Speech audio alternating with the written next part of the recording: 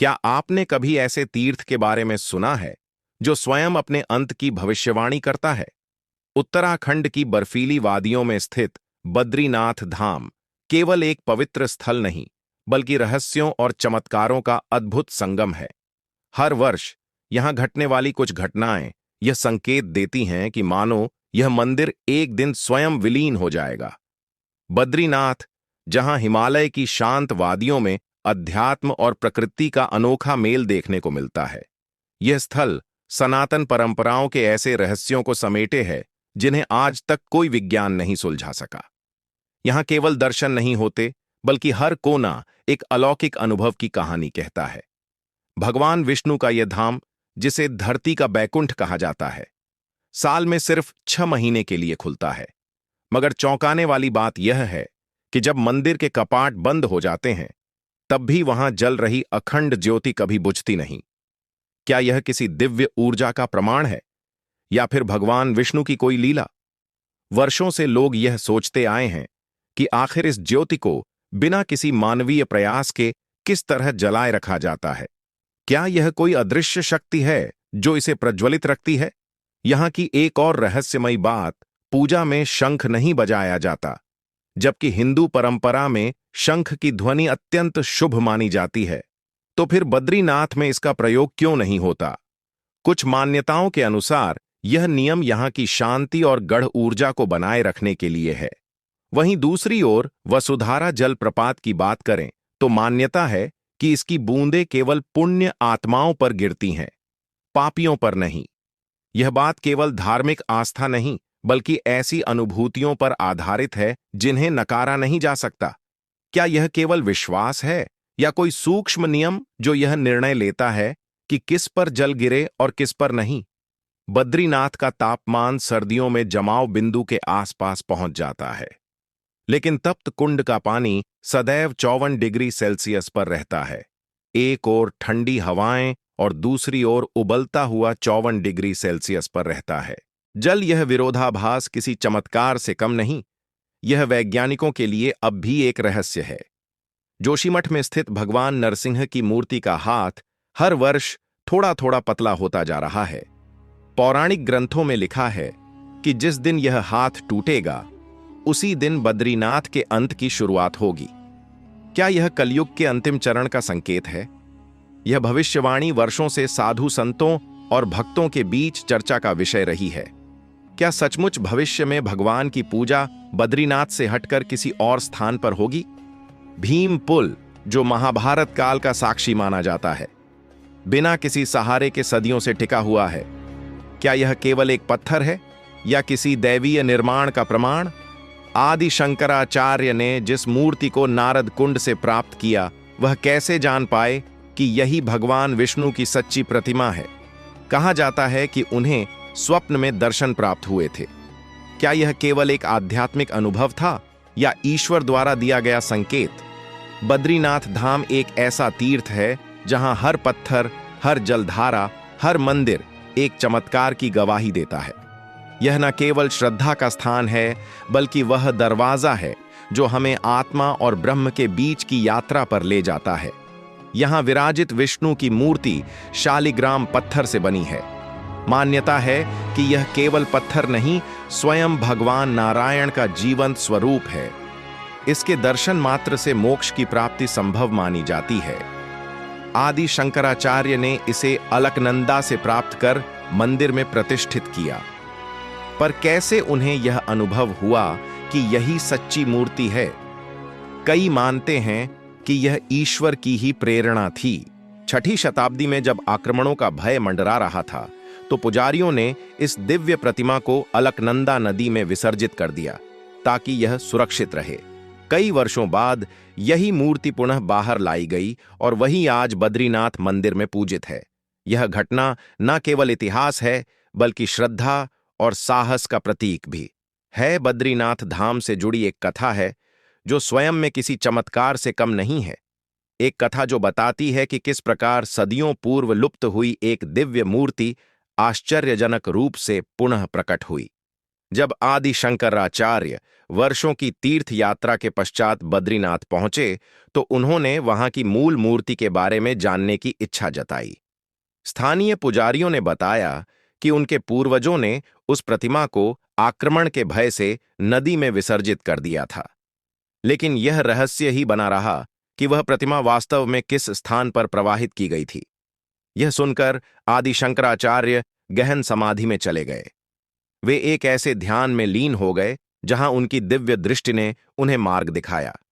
फिर वे बिना किसी संकोच के सीधे अलकनंदा की ओर बढ़ चले। पुजारियों की दृष्टियां उनके हर कदम का अनुसरण कर रही थीं, किंतु किसी ने भी आगे जो घटा उसकी कल्पना नहीं की थी। शंकराचार्य ने सीधा नारद कुंड में छलांग लगा दी, एक ऐसा कुंड जो अपनी रहस्यमयी गहराई और भयावहता के लिए प्रसिद्ध था। वहां गिरने वाले के लिए जीवन लौट आना अत्यंत कठिन माना जाता था, लेकिन वे कोई साधारण संत नहीं थे। वे एक दिव्य पुरुष थे। कुछ ही पलों में वे उस कुंड से बाहर आए और उनके हाथों में थी वही प्राचीन मूर्ति जो युगों पहले लुप्त हो चुकी थी। यह दृश्य वहां उपस्थित प्रत्येक जन के लिए अवर्णनीय था। यह घटना स्वयं सिद्ध करती है कि आदि शंकराचार्य केवल एक ज्ञानी नहीं, अपितु एक दिव्य सत्ता से जुड़े आर्षि थे। उनके इस कार्य ने मंदिर की मूल परंपराओं और गरिमा को फिर से स्थापित किया। बद्रीनाथ धाम की कुछ परंपराएं अद्भुत हैं। शास्त्रों के अनुसार इस पावन स्थल पर भगवान नारायण की सेवा 6 महीने तक मनुष्यों द्वारा और शेष 6 महीने देवताओं द्वारा की जाती है। जब शीतकाल में मंदिर के द्वार बंद हो जाते हैं तो भगवान बद्री विशाल की पूजा जोशी मठ में स्थित उत्सव मूर्ति के माध्यम से जारी रहती है। यह केवल आस्था की बात नहीं, एक गहरे आध्यात्मिक रहस्य की अनुभूति है। बद्रीनाथ धाम की दिव्यता और रहस्यों से भरी गाथा। क्या आपने कभी यह सोचा है कि बद्रीनाथ धाम के कपाट हर साल पूरे 6 महीनों तक क्यों बंद रहते हैं? क्या यह केवल मौसम की मार है या इसके पीछे कोई गहरा आध्यात्मिक संकेत छिपा है जो हमें प्रकृति और ईश्वर के बीच के गढ़ संबंध की ओर इशारा करता है? सच्चाई यह है कि हर साल शरद ऋतु के आते ही उत्तराखंड की ऊंची चोटियों पर इतनी भीषण बर्फबारी होती है कि बद्रीनाथ तक पहुंचना असंभव हो जाता है। रास्ते बंद, तापमान बेहद कम और जीवनदायिनी प्रकृति भी एक चादर में लिपटी सी प्रतीत होती है। ऐसे में भक्तों की सुरक्षा को ध्यान में रखते हुए मंदिर के द्वार अस्थायी रूप से बंद कर दिए जाते हैं। लेकिन क्या यह सिर्फ मौसम की बाध्यता है या फिर कोई अदृश्य ईश्वरीय योजना भी इसमें कार्यरत है? जब मंदिर के कपाट बंद होते हैं तब भगवान बद्री विशाल की उत्सव मूर्ति को जोशीमठ में स्थित श्री नरसिंह मंदिर में ले जाया जाता है। वहां पूजा विधि बिना रुके चलती रहती है। कपाट बंद करने की तिथि आमतौर पर विजयादशमी को घोषित की जाती है और पुनः अक्षय तृतीया पर भव्य रीति से खोले जाते हैं। लेकिन असली रहस्य तो अब शुरू होता है, जब मंदिर पूरी तरह वीरान होता है। ना कोई पुजारी, ना कोई भक्त, ना कोई दिया जलाने वाला। तब वह अखंड ज्योति कैसे जलती रहती है? वह दिव्य प्रकाश जो बिना किसी तेल या बाती के लगातार 6 महीनों तक प्रज्वलित रहता है, आखिर उसका रहस्य क्या है? क्या यह किसी मानव द्वारा संभव है या यह स्वयं भगवान विष्णु की लीला है? यह रहस्य आज भी विज्ञान के लिए एक अनुत्तरित प्रश्न है, लेकिन आस्था कहती है कि यह ज्योति भगवान की सजीव उपस्थिति की निशानी है। यह प्रमाण है कि जब भी भक्त वहां नहीं होते तब भी ईश्वर स्वयं वहां विराजमान रहते हैं। कहा जाता है कि जो भी इस ज्योति के दर्शन करता है उसके मन को शांति और आत्मा को मुक्ति की ओर एक नई दिशा मिलती है। यह केवल एक लौ नहीं बल्कि हजारों वर्षों की श्रद्धा और विश्वास का प्रतीक है जो हर साल वही दिव्यता और रहस्य लिए जगमगाता रहता है। और अब एक और अनोखी परंपरा जो बद्रीनाथ धाम को और भी विशिष्ट बनाती है। क्या आप जानते हैं कि बद्रीनाथ मंदिर के मुख्य पुजारी, जिन्हें रावल कहा जाता है, वे केरल के नंबूदरी ब्राह्मण होते हैं? इतनी दूरी और संस्कृति के अंतर के बावजूद ऐसा क्यों? इसका उत्तर हमें आदि शंकराचार्य की 7वीं शताब्दी की यात्रा में मिलता है। उन्होंने ही बद्रीनाथ में पुनः भगवान नारायण की मूर्ति की स्थापना की थी।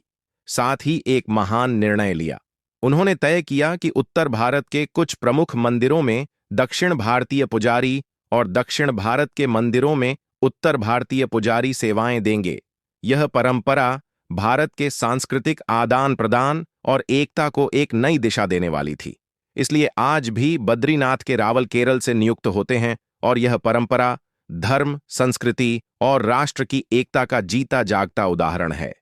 बद्रीनाथ धाम न केवल एक तीर्थ है, बल्कि विश्वास, रहस्य और सांस्कृतिक समरसता की जीवंत कहानी है। एक ऐसी कहानी जो सदियों से हर उस यात्री को मोक्ष का मार्ग दिखा रही है जो इसे सच्चे मन से अनुभव करता है। बद्रीनाथ धाम की अद्भुत परंपरा जब पुजारी बनते हैं, देवी की सखी। बद्रीनाथ मंदिर में निभाई जाने वाली परंपराएं न केवल धार्मिक आस्था की गहराई को दर्शाती हैं, बल्कि इनमें छिपा होता है आध्यात्मिकता का एक अनोखा संदेश। यहाँ के मुख्य पुजारी, जिन्हें रावल कहा जाता है, अपनी जिम्मेदारी संभालने से पहले एक विशेष प्रशिक्षण की कठिन प्रक्रिया से गुजरते हैं। यह प्रशिक्षण उन्हें मंदिर की गढ़ विधियों और दिव्य अनुष्ठानों से पूर्णतः परिचित कराता है। रावल का चुनाव कोई सामान्य प्रक्रिया नहीं होती। बद्रीनाथ मंदिर समिति इसे गहन उत्तरदायित्व मानते हुए ऐसे व्यक्ति का चयन करती है जिसमें भक्ति, अनुशासन और शास्त्रों की गहरी समझ हो। इस मंदिर की एक खास परंपरा यह भी है कि केवल रावल को ही भगवान की प्रतिमा को स्पर्श करने का विशेष अधिकार प्राप्त होता है। यह नियम कई शताब्दियों से निर्विवाद रूप से निभाया जा रहा है, जो देवता की पवित्रता और गूढ़ता का प्रतीक माना जाता है। लेकिन जो बात सबसे अधिक चौंकाती है वह यह है कि हर वर्ष 2 बार यही रावल स्त्री वेश धारण करते हैं। क्या आपने कभी सोचा है कि एक पुरुष पुजारी ऐसा क्यों करता है? इसके पीछे छिपा है एक गहरा और अलौकिक कारण। बद्रीनाथ मंदिर में भगवान विष्णु नर नारायण रूप में विराजमान है। उनके साथ देवी लक्ष्मी, भगवान गणेश, कुबेर और उद्धव जी की भी पूजा होती है। मंदिर के बाहरी परिसर में स्थित लक्ष्मी जी की प्रतिमा को हर साल विजयदशमी के समय, जब कपाट बंद होने का समय आता है, एक विशेष अनुष्ठान के तहत मुख्य गर्भगृह में स्थापित किया जाता है। इसके बाद जब वसंत पंचमी के बाद कपाट फिर से खोले जाते हैं, तो उस समय देवी लक्ष्मी को गर्भगृह से पुनः उनके स्थान पर ले जाने की रस्म होती है। और यही वह क्षण होता है जब रावल देवी का स्वरूप धारण करते हैं। क्योंकि हिंदू मान्यताओं के अनुसार किसी पुरुष को सीधे देवी को स्पर्श करना अनुचित माना गया है, इसलिए रावल देवी पार्वती की सखी का रूप लेते हैं और उसी भाव से देवी लक्ष्मी को बाहर ले जाते हैं। यह परंपरा केवल एक रीति नहीं, बल्कि श्रद्धा, मर्यादा और सम्मान का सुंदर मिलन है, जिसमें हर क्रिया दिव्यता से भरी होती है। बद्रीनाथ धाम की यह प्राचीन परंपराएं सिर्फ अनुष्ठान नहीं, बल्कि एक गढ़ आध्यात्मिक दर्शन की कहानी कहती हैं, जहां हर कार्य में देवत्व समाहित होता है। वसुधरा झरना, पवित्र आत्माओं की परीक्षा, बद्रीनाथ धाम से लगभग 4 किलोमीटर की दूरी पर स्थित है एक अत्यंत रहस्यमयी और चमत्कारी जलप्रपात वसुधारा झरना। यह झरना 400 फीट की ऊंचाई से गिरता है और इसकी जलधार इतनी ठंडी व शुद्ध मानी जाती है कि इसे दिव्य माना गया है। लेकिन इसकी सबसे विचित्र बात यह है कि ऐसा विश्वास किया जाता है कि इस झरने की जल बूंदें केवल उन्हीं के शरीर को छूती हैं जो सच्चे अर्थों में पुण्यात्मा होते हैं। पांडवों की अंतिम यात्रा से जुड़ा स्थान, किंवदंतियों के अनुसार महाभारत युद्ध समाप्त होने के बाद पांडव जब अपने स्वर्गारोहण के लिए हिमालय की ओर प्रस्थान कर रहे थे, तब उन्होंने इसी वसुधारा झरने के समीप कुछ समय विश्राम किया था। मान्यता है कि इस यात्रा के दौरान सहदेव ने यहीं अपने प्राण त्याग दिए थे। तभी से यह झरना एक आध्यात्मिक कसौटी माना जाने लगा, जहां केवल पवित्र हृदय वाले ही इसके स्पर्श का अनुभव कर सकते हैं। आत्मिक शुद्धता की परीक्षा स्थानीय मान्यताओं के अनुसार, यदि किसी व्यक्ति के मन में पाप, छल या दुष्कर्मों की छाया हो, तो वसुधारा की जल बूंदें उसे छूती तक नहीं है। इसके उलट जिनके विचार और कर्म शुद्ध हैं, वे इसका अलौकिक अनुभव प्राप्त करते हैं। यही कारण है कि इसे आत्मा की पवित्रता की मौन परीक्षा कहा जाता है। विज्ञान बनाम आस्था। कुछ लोग इसका वैज्ञानिक विश्लेषण करने की भी कोशिश करते हैं। उनका कहना है कि झरना इतनी ऊंचाई से गिरता है कि उसका जल हवा में सूक्ष्म बूंदों में बदल जाता है, जो केवल विशेष कोण पर खड़े व्यक्तियों को ही महसूस होता है। मगर स्थानीय जन इसे विज्ञान नहीं बल्कि दैवीय चमत्कार मानते हैं। एक ऐसा चमत्कार जो आत्मा की सच्चाई को प्रकट करता है। स्वर्ग का प्रवेश द्वार। कुछ प्राचीन कथाओं में यह भी उल्लेख मिलता है कि वसुधारा झरना कोई सामान्य जलधारा नहीं बल्कि स्वर्ग के द्वार का प्रतीक है। क्या यह सचमुच किसी अन्य लोक या आयाम से जुड़ा हुआ है? यह रहस्य इसे और भी अधिक रोमांचक बना देता है, जहां अध्यात्म और विज्ञान का अदृश्य संगम होता है। भीमपुल शक्ति और समर्पण की जीवित कहानी। बद्रीनाथ से थोड़ी दूरी पर स्थित एक चमत्कारी संरचना है भीमपुल। ये एक विशाल एकल चट्टान से बना हुआ पुल है जिसे देखकर हर व्यक्ति विस्मय में पड़ जाता है। इसकी कहानी सीधे महाभारत काल से जुड़ी है। पांडवों की स्वर्ग यात्रा और भीम की भव्यता। जब पांडव हिमालय की कठिन राह पर स्वर्ग की ओर बढ़ रहे थे, तब उनके रास्ते में तेज धार वाली सरस्वती नदी बह रही थी। नदी इतनी प्रबल थी कि द्रौपदी और अन्य भाई इसे पार नहीं कर पा रहे थे। तब बलशाली भीम ने अपनी अतुलनीय शक्ति का उपयोग करते हुए एक विशाल शिला को नदी के दोनों किनारों पर रख दिया। इसी शिला ने पुल का रूप ले लिया और सबने उसे पार किया। भीम की उंगलियों के निशान आज भी मौजूद। सबसे रोचक बात यह है कि उस चट्टान पर आज भी 5 विशाल उंगलियों के निशान देखे जा सकते हैं। माना जाता है कि जब भीम ने वह शिला उठाई तो उनके हाथों का दबाव इतना तीव्र था कि उनके निशान स्थायी रूप से उस पर अंकित हो गए। इतिहास या रहस्य। यह पुल आज भी सैकड़ों श्रद्धालुओं का मार्ग बनता है। यह न केवल एक प्राचीन युग की शक्ति और आस्था का प्रतीक है, बल्कि यह भी दर्शाता है कि कभी हमारे पूर्वजों ने ऐसे कार्य किए जो आज भी विज्ञान और कल्पना की सीमाओं से परे हैं। बद्रीनाथ का तुलसी प्रसाद। सुगंध और श्रद्धा का रहस्य। बद्रीनाथ मंदिर में मिलने वाला प्रसाद भी एक रहस्य समेटे हुए है। यहां तुलसी के पत्तों से बना हुआ प्रसाद दिया जाता है, जो अन्य मंदिरों से एकदम अलग होता है। अनोखी सुगंध और शक्ति। इस प्रसाद की विशेषता यह है कि इसकी सुगंध अत्यंत मधुर और दिव्य होती है, जिसे श्रद्धालु एक विशेष आध्यात्मिक अनुभव के रूप में महसूस करते हैं। यह तुलसी प्रसाद न केवल आस्था का प्रतीक है, बल्कि उसके पीछे छिपा रहस्य श्रद्धा को और भी गहरा बना देता है। क्या आपने कभी किसी ऐसे प्रसाद के बारे में सुना है जो कभी खराब नहीं होता? बद्रीनाथ धाम में दिया जाने वाला तुलसी प्रसाद एक ऐसा ही अद्भुत चमत्कार है। आप इसे महीनों तक रखें, न इसकी सुगंध फीकी पड़ती है, न ही इसमें सड़न के कोई लक्षण नजर आते हैं। यही कारण है कि यह प्रसाद केवल एक धार्मिक प्रतीक नहीं बल्कि भक्तों के लिए एक दिव्य अनुभव बन चुका है। यह कोई साधारण पत्ता नहीं है। यह एक ऐसा पवित्र प्रसाद है जो रहस्यमय गुणों से भरपूर प्रतीत होता है। बद्रीनाथ धाम की हर परंपरा, हर कोना अपने भीतर चमत्कार और गूढ़ कथाओं को समेटे हुए हैं, जो इसे एक साधारण तीर्थ न बनाकर एक रहस्यमयी और आध्यात्मिक यात्रा बना देते हैं। क्या आप भी इस धाम के उन रहस्यों को अपने नेत्रों से देखना चाहेंगे? हिमालय की गोद में बसा बद्रीनाथ धाम केवल श्रद्धा का स्थान नहीं बल्कि एक ऐसा केंद्र है जहां आस्था, विज्ञान और रहस्य का अद्भुत संगम देखने को मिलता है। यहां हर परंपरा एक कथा है और हर कथा में छुपा है कोई अनसुना रहस्य। अब सवाल यह उठता है, क्या तुलसी प्रसाद सच में भगवान की कृपा से दिव्य बना है या इसके पीछे छिपा है कोई वैज्ञानिक रहस्य? जहां भक्त इसे ईश्वरीय वरदान मानते हैं, वहीं वैज्ञानिक दृष्टिकोण से देखा जाए तो तुलसी अपने आप में एक औषधीय चमत्कार है।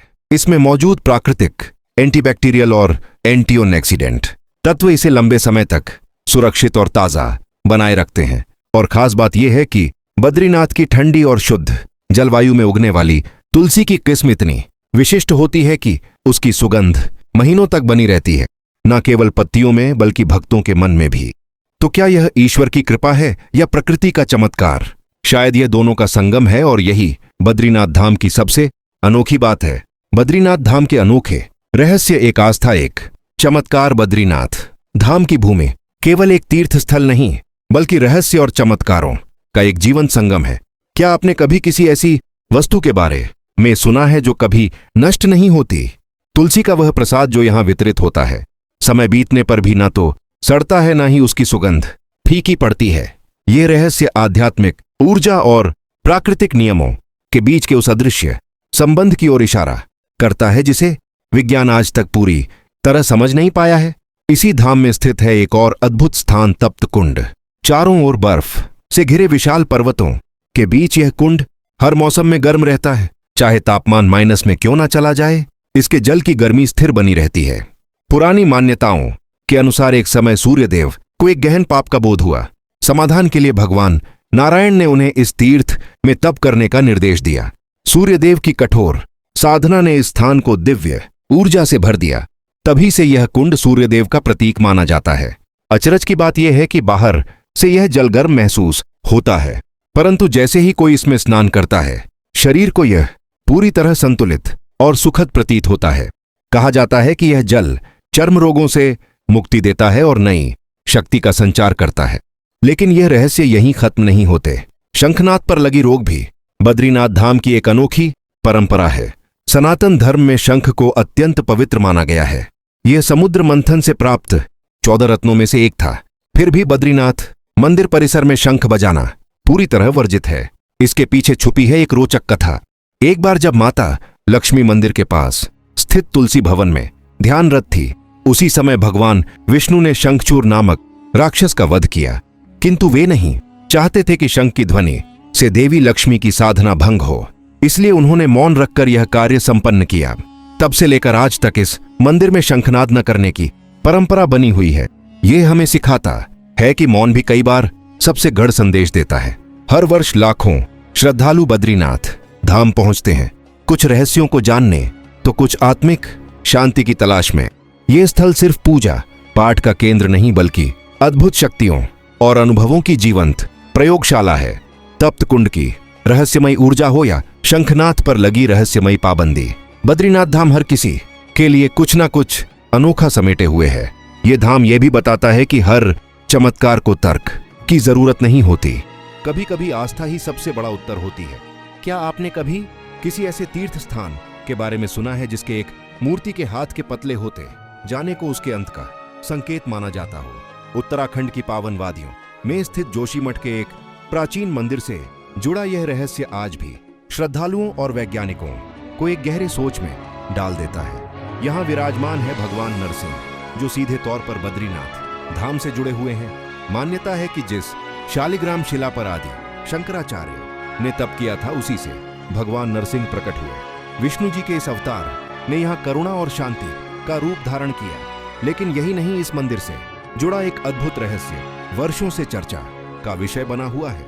कहा जाता है कि भगवान नरसिंह की मूर्ति का एक हाथ धीरे धीरे पतला होता जा रहा है। यह बदलाव बहुत धीमा है, लेकिन संतजन मानते हैं कि जिस दिन यह हाथ पूरी तरह गिर जाएगा, उस दिन नर और नारायण पर्वत एक दूसरे से मिल जाएंगे और बद्रीनाथ की ओर जाने वाला रास्ता सदा के लिए बंद हो जाएगा। क्या यह सिर्फ एक धार्मिक विश्वास है या इसके पीछे कोई वैज्ञानिक चेतावनी छिपी हुई है? कुछ भूगर्भीय शोधों के अनुसार हिमालय क्षेत्र निरंतर परिवर्तनशील है। जलवायु परिवर्तन और धरती के अंदर हो रही गतिविधियों के कारण यहाँ भूस्खलन और प्राकृतिक आपदाएं सामान्य होती जा रही हैं। यदि भविष्य में कोई बड़ा भूगर्भीय घटना घटती है तो यह मार्ग सचमुच अवरुद्ध हो सकता है। लेकिन यह सब भविष्य की बातें हैं। फिलहाल भक्तों का विश्वास अडिग है। जब तक भगवान नरसिंह की मूर्ति पूर्ण स्वरूप में है, तब तक बद्रीनाथ धाम सुरक्षित है और दर्शन के लिए खुला रहेगा। बद्रीनाथ न केवल एक तीर्थ है, बल्कि आस्था, इतिहास और रहस्य का संगम है। यहाँ की पवित्र नदियां, आए ऊंचे बर्फीले पर्वत और अलौकिक शांति भक्तों को एक अलग ही आध्यात्मिक अनुभूति कराते हैं। तो क्या वास्तव में एक दिन यह दिव्य स्थल विलुप्त हो सकता है? क्या मूर्ति का हाथ गिरना किसी बड़े बदलाव की भविष्यवाणी है, या यह केवल एक प्रतीकात्मक मान्यता है? उत्तर चाहे जो भी हो, जब तक यह धाम है, यह करोड़ों लोगों की श्रद्धा और विश्वास का केंद्र बना रहेगा। प्रकृति का संकेत हो या ईश्वरीय लीला, बद्रीनाथ धाम का महत्व सदा अमर रहेगा। क्या आपने कभी इस दिव्य भूमि के दर्शन किए हैं, या क्या आपके मन में यहां जाने की कोई तीव्र इच्छा है? अपनी भावनाएं नीचे कमेंट्स में जरूर साझा करें। अगर आपको यह वीडियो पसंद आया हो तो लाइक करें, शेयर करें और हमारे चैनल को सब्सक्राइब करना ना भूलें, ताकि हम आपके लिए ऐसे ही और रहस्यमयी और प्रेरणादायक वीडियो लाते रहें। फिर मिलेंगे एक और अद्भुत और रहस्य से भरी डॉक्यूमेंट्री के साथ। हर हर महादेव।